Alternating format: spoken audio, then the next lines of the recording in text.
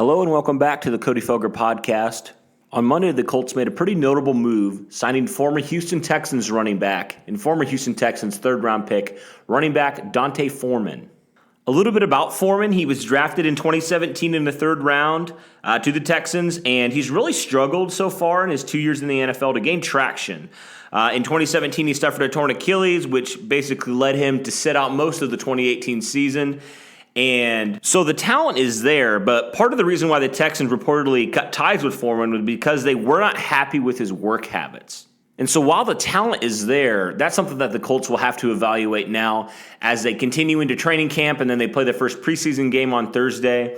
Because the Colts have managed some of these players who have had, quote-unquote, bad work habits. You think of Quincey Wilson, another 2017 high-round pick.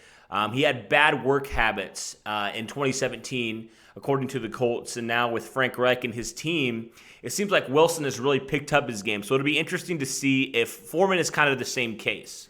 And of course, with veteran Spencer Ware being placed on the reserve physically and able to perform list last Friday due to a foot injury, the Colts have been looking around for some running backs. They worked out veteran Mike Gillislee last week to potentially take Ware's spot, but it looks like Foreman will, at least right now, be the guy that will take Ware's spot.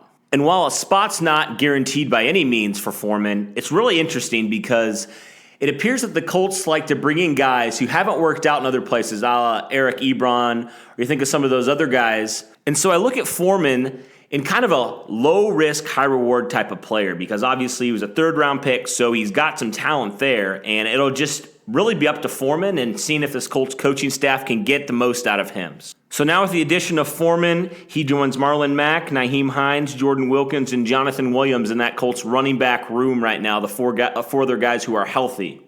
So that's something to watch as the Colts continue in their camp and now continue into the preseason to see where Foreman lands on the depth chart, one, and then kind of how productive he is or isn't, and seeing if he has a shot to make this 53 final roster.